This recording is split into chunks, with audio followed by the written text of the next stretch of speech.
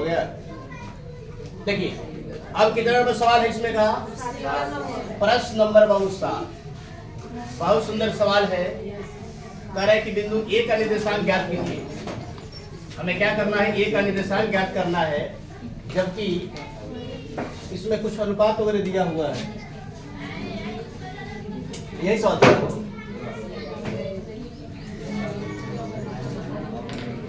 देखिए कह रहे कि एक वृत्त है, क्या है बालक, एक कलर उसमें साफ है, इसको दूसरा ले लो।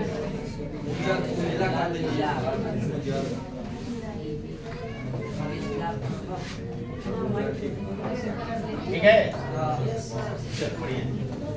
करे कि एक वृत्त है, क्या है बालक, और वृत्त का व्यास, ये व्यास भी दिया हुआ है, देखो ध्यान से। पहले सवाल को देखते हैं। करे कि बिंदु ए का निर्देशांक ज्ञात करें। क्या ज्ञात करना है हमें, बिंदु ए का निर्देशांक, जहां ए भी एक वृत्त का व्यास है।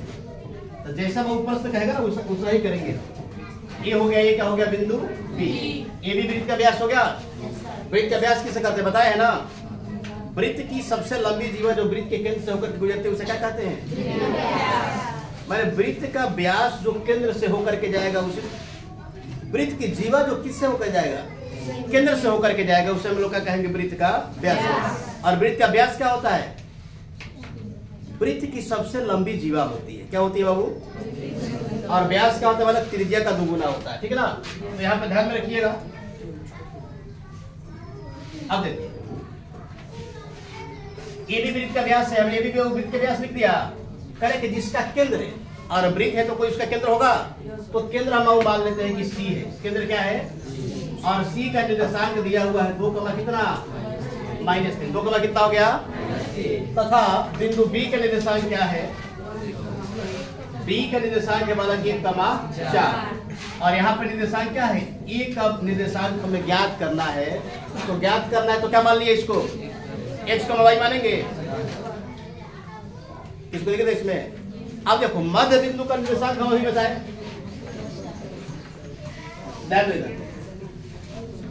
हमें निकालना है बिंदु ए का क्या निर्देशांक निकालना है ना।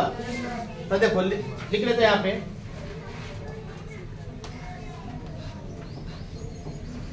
मध्य बिंदु का निर्देशांक बराबर कौन सी वाला, मध्य बिंदु का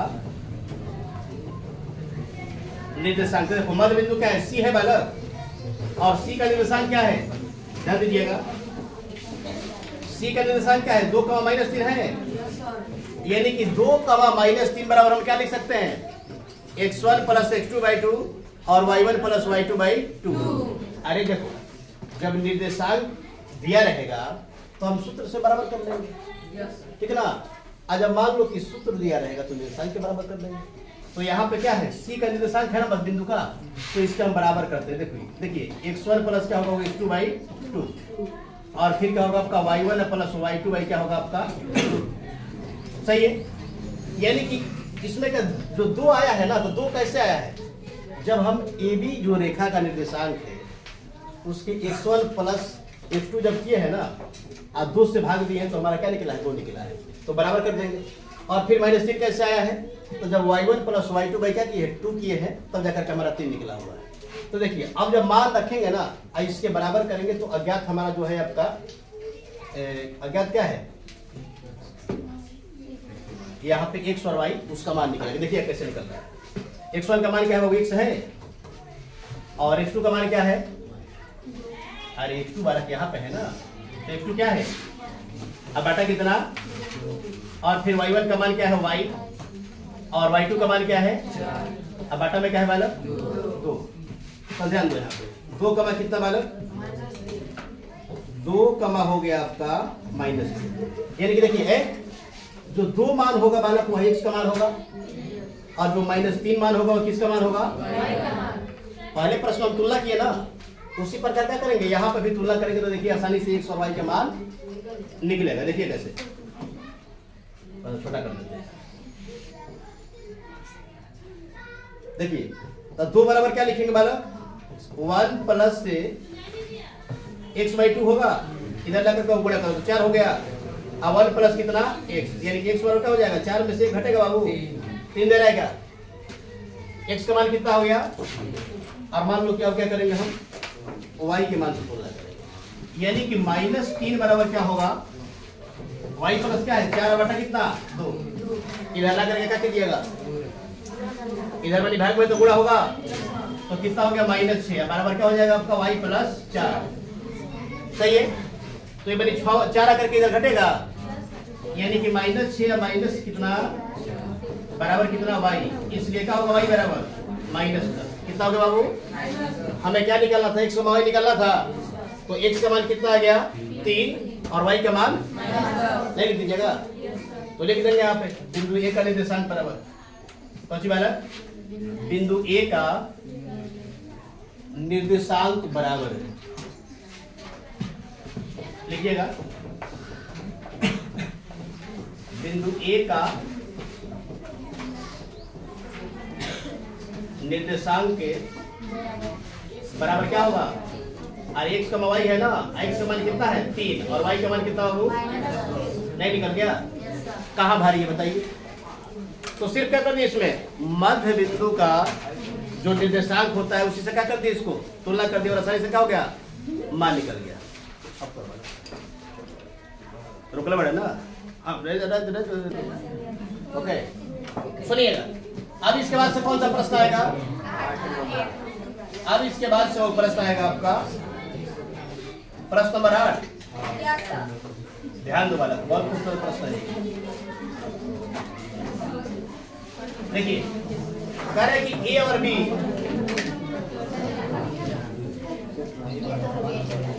कौन सी मैंने भेजवा हटा नहीं ना, चलो कोई बात नहीं,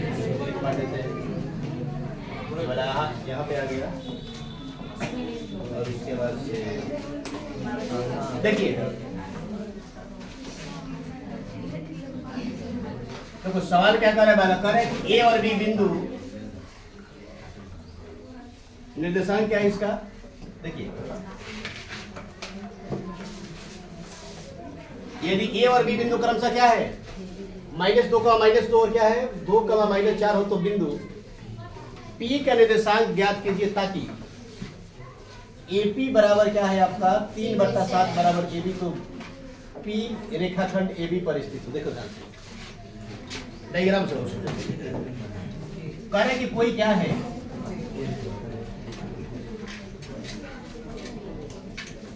एक रेखा ले ली, क्या ले लिए, अब रेखा हो गया A और फिर क्या हो गया हमारा B, और AB का निर्देशांक दिया हुआ है, निर्देशांक में क्या है -2 -2 क्या है, और B का निर्देशांक क्या है बच्ची 2 -4 2 कितना, और कह रहे कि देखो इसको P बिंदु है AB को बालक P बिंदु पर क्या है AB को बिंदु P वाली प्रतिच्छेद कर रहा है, नहीं विभाजित कर रहा है, क्या कर रहा है, तो कह रहा है कि P का निर्देशांक क्या होगा, और फिर बच्ची कह रहे कि P बिंदु AB को किस अनुपात में विभाजित कर रहा है, देखिएगा इसका अनुपात दिया हुआ भी है, बिंदु P का निर्देशांक क्या कर रहा है, क्या हो गया x, y क्या है अज्ञात है, ठीक है ध्यान से, और AP बराबर कितना है,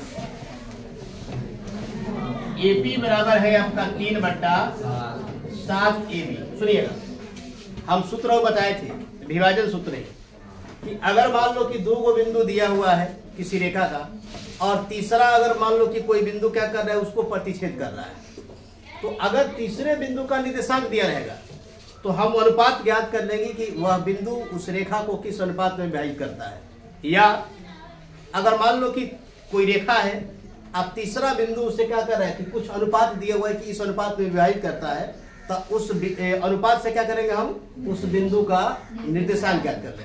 तो जो यहाँ पे डाटा दिया हुआ है AP बराबर है 3/7 AB, इससे क्या करेंगे हम अभी इसका अनुपात ज्ञात कर लेते हैं, और जब अनुपात ज्ञात हो जाएगा तो क्या होगा हम P बिंदु का निर्देशांक ज्ञात कर लेंगे, ठीक है। देखिएगा अब देखा AP हो गया और ये भी इधर गुणा में है, तो इधर आके क्या हो जाएगा बाबू, भाग में, बराबर क्या लिख देंगे हम 3 बट्टा, समझ रहे हो? यानी कि एपी अनुपात, ध्यान दीजिएगा, एपी अनुपात एबी बराबर क्या हो जाएगा, 3:7।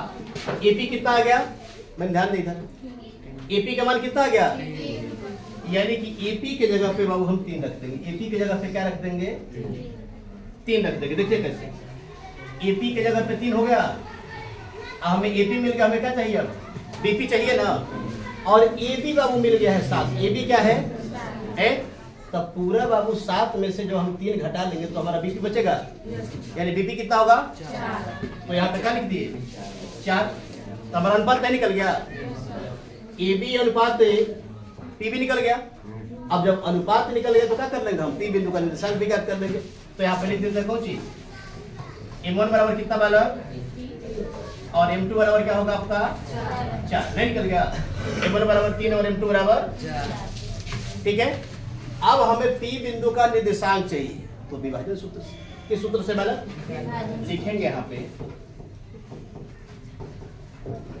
विभाजन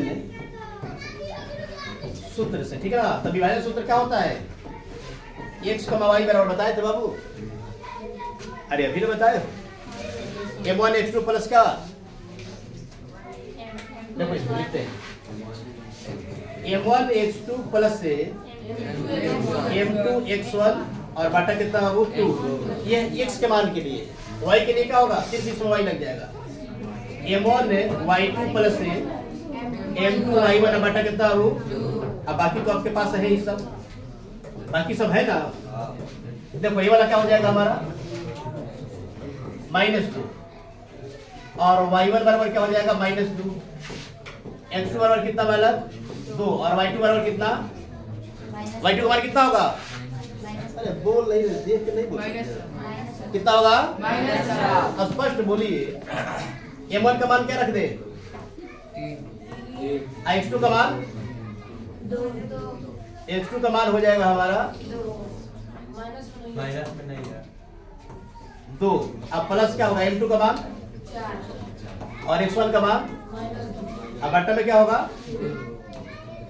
अब देखिए M1 का मान क्या होगा, M1 का मान होगा आपका 3, M2 का y2 का मान, अब प्लस M2 का मान और y1 का मान -2, और बट्टा में क्या हो जाएगा, अरे बट्टा में गड़बड़ हो रहा है ना, यहाँ पे M1 प्लस M2 का होगा। आप बताओ कहाँ कौन बोल रहा था, कहने को तो बोलिए नहीं रहा है, अरे 2 किसमें होता है, 2 होता है आपका मध्य बिंदु के निर्देशांक पे होगा, यहाँ पे क्या होगा आपका M1 प्लस, भारी मिस्टेक हो रहा था, वन मिस्टेक, यहाँ पे 3 प्लस का हो गया 4, यहाँ पे भी क्या होगा आपका 3 प्लस 4, ध्यान दो, 3 दूनी 6 हो गए बाबू, अब 4 दूनी कितना, अब बाटा कितना बाबू, अब कमा ये 12 होगा, अब माइनस कितना वाला, अब बाटा कितना, तो देखो तो ये कितना होगा, घट गए 2/7, ये कितना हो जाएगा आपका, दे रहा है का मान, इतना बढ़िया रहा है, ऐसा चेक कीजिए, दे रहे वाला तो नहीं है आसानी से। देखो पहले हमने क्या किया, पहले बालक जो दिया हुआ था यहाँ पे कंडीशन, एपी बराबर क्या था 3/7 एबी, तो इससे हमने क्या किया, एपी और बीपी का बालक अनुपात ज्ञात किया। आज जब अनुपात आ गया तो क्या करेंगे, विभाजन सूत्र से नहीं ज्ञात कर लेंगे इसका अनुपात, निर्देशांक निकल गया आसानी से। तो देखो सूत्र जब आपको याद रहेगा ना, तब जाकर के सवाल बनी थोड़ा सा इधर उधर भी करके देगा तो उसको आसानी से समझ करके आप बना सकते हो। पहले सवाल को देखो, पहले सवाल को तो 2-4 बार पढ़िए कि क्या क्या कह रहा है, शुरुआत कैसे करेंगे। अब होता है आप लोग क्या करते हो कि एक बार सवाल पढ़े, बन गया तो अच्छा है, नहीं बना तो चलो कोई बात नहीं सर बता देंगे इसको, अब फिर क्या कीजिएगा उसको लिखिएगा, लिख करके फिर रख दीजिएगा। ये पढ़ाई का तरीका नहीं है। पहले उसको जितना सवाल, कितना नंबर सवाल है ये, तो 8 बार ओकरा कबाऊ पढ़, 8 बार जब पढ़िएगा ना तब कुछ ना कुछ वहां से आपको निकलेगा कि हाँ हम शुरुआत कैसे कर सकते हैं। निष्कर्ष तक आप पहुंचिएगा कि सवाल का हम शुरुआत कैसे करें। जैसे मान लो कि सवाल दिया हुआ था क्या कि ए बी क्या है, ए और बी बनी किसी रेखा का निर्देशांक है, और पी बिंदु बनी क्या कर रहा है, उसको विभाजित कर रहा है, ठीक ना। तो कह रहे कि पी बिंदु का निर्देशांक क्या होगा यदि एपी बराबर क्या था, एपी बराबर था आपका 3/7 होगी। तो हमने क्या किया, हमने देखा कि पहले क्या करेंगे, हम पहले अगर किसी कारणवश हम क्या करेंगे, जो दिया हुआ है उससे अगर क्या निकाल लिए, अनुपात निकाल लिए, तो बाकी आगे का काम हमारा क्या हो जाएगा, आसान हो गया। हमने अनुपात आसानी से क्या कर लिया, निकाल लिया। और जब अनुपात निकल गया तो अनुपात की सहायता से क्या कर लिया, विभाजन सूत्र की मदद से पी बिंदु का बालक हमने निर्देशांक किया। तो सवाल को पढ़िए, पहले 1-2 बार पढ़िएगा, इसको फिर से घर पर रिवीजन कीजिएगा। समझ पा रहे बात को? इसी तरीके से अगर आप मैथ को आसान भाषा में पढ़ना चाहते हैं तो एक बार हमारे YouTube चैनल से जुड़ के देखिए, आपको मुड़ के देखना नहीं पड़ेगा। इतना ही बनी, बीच में ही बोलना था। अब